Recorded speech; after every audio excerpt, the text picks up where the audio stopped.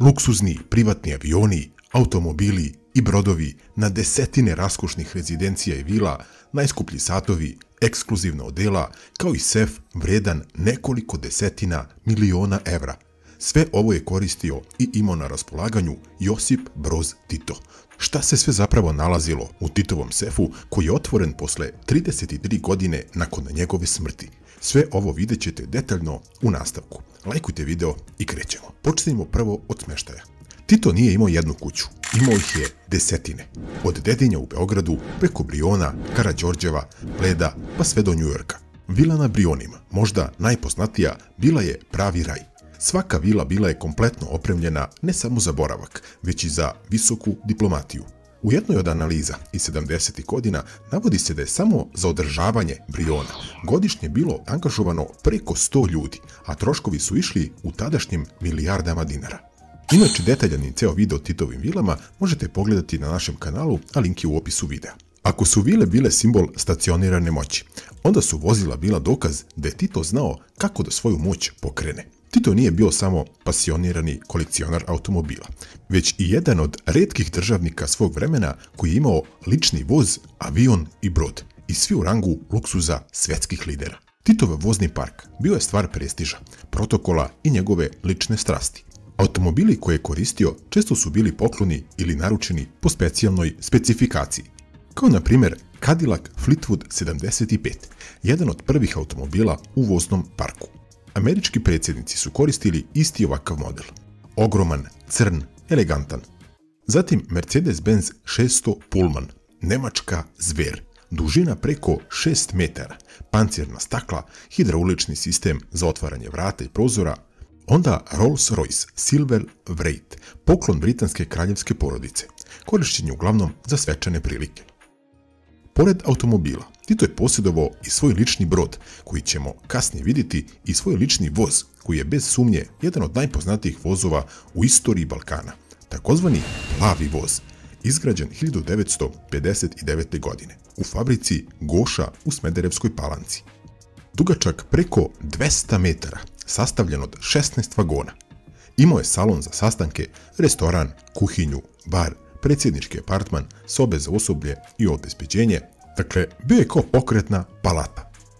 Interijer je za to vrijeme bio zaista impresivan, a sadržao je plišani namještaj, drvo, mahagonija, a mogli su se primijetiti i mesingani detalji, kristalne čaše, zlatni escajk, zidne slike domaćih umetnika i sl. Voz je korišćen za putovanja po Jugoslaviji, ali i u inostranstvu. Tito je sa njim putovao čak i do Poljske, Čehoslovačke i Rumunije. Više od 60 svjetskih lidera putovalo je plavim vozom, uključujući, na primjer, Halija Selasija, Gamal Abdel Nasera, Indiru Gandhi i druge. Danas je plavi voz očuvan i može se posjetiti kao muzej u Topčideru. A sad da pogledamo mi čuvenog Galeba, poznati kao brod mira. Bio je Titov lični brod koji je 1952. godine preuređen iz ratnog broda u luksuzni predsjednički kruzer. Dugačak 117 metara, sa kapacitetom za 200 ljudi, imao je konferencijsku salu, bioskop, radnu sobu, predsjednički apartman, kabine za goste i prostor za posadu.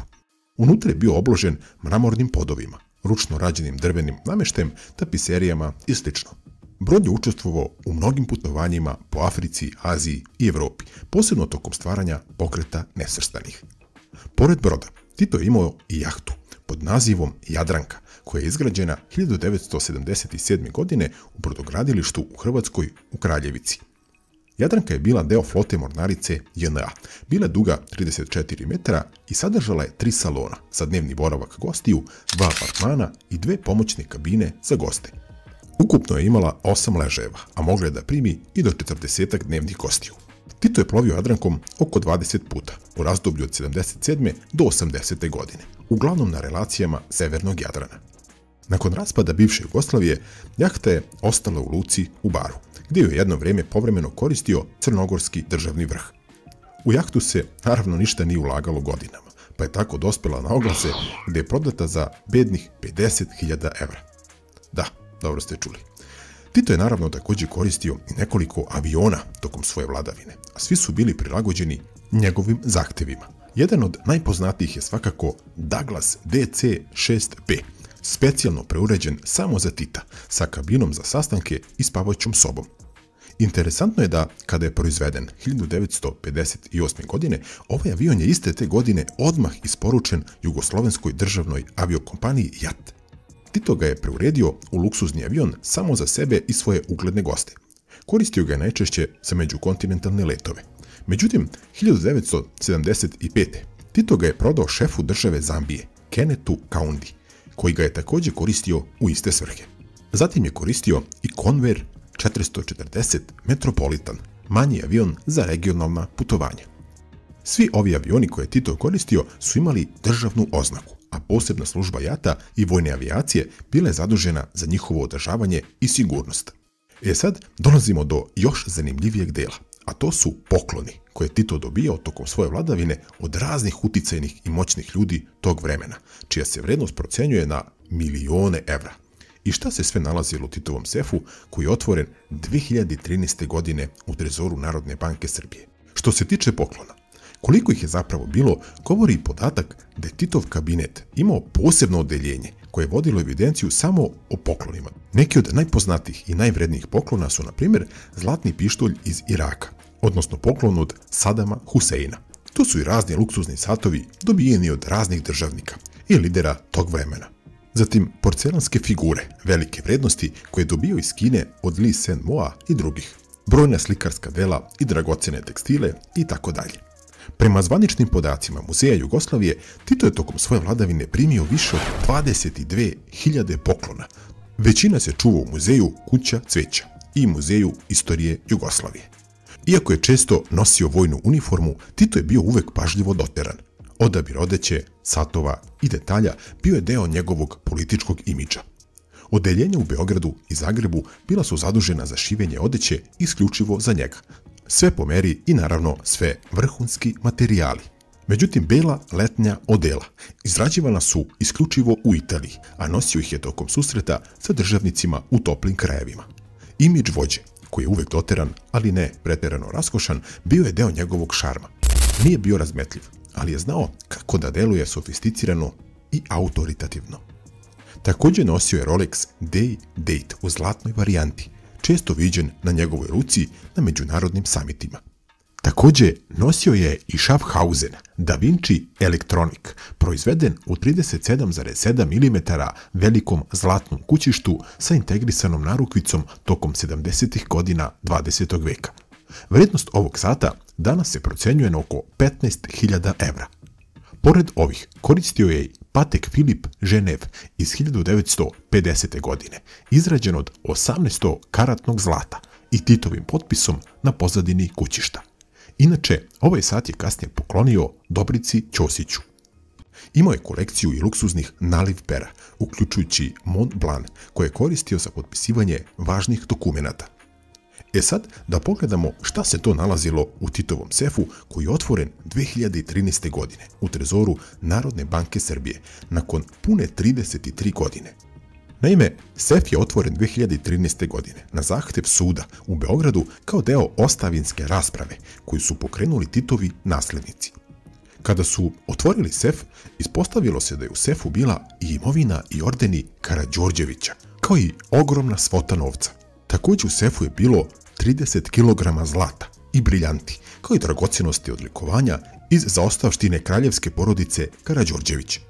Tada je odlučeno da se deo imovine, koja ima posebnu umetničku ili istorijsku vrednost, preda odgovarajućim muzejskim institucijama, dok je Narodnoj banci tada predato svih 30 kg zlata, zatim 2,6 kg zlatnika, kao i 149 briljanata. Također tu se zatekao i plavi safir, vredan nekoliko miliona dolara, koji je nekada pripadao čuvenoj imperatorskoj porodici Romanov.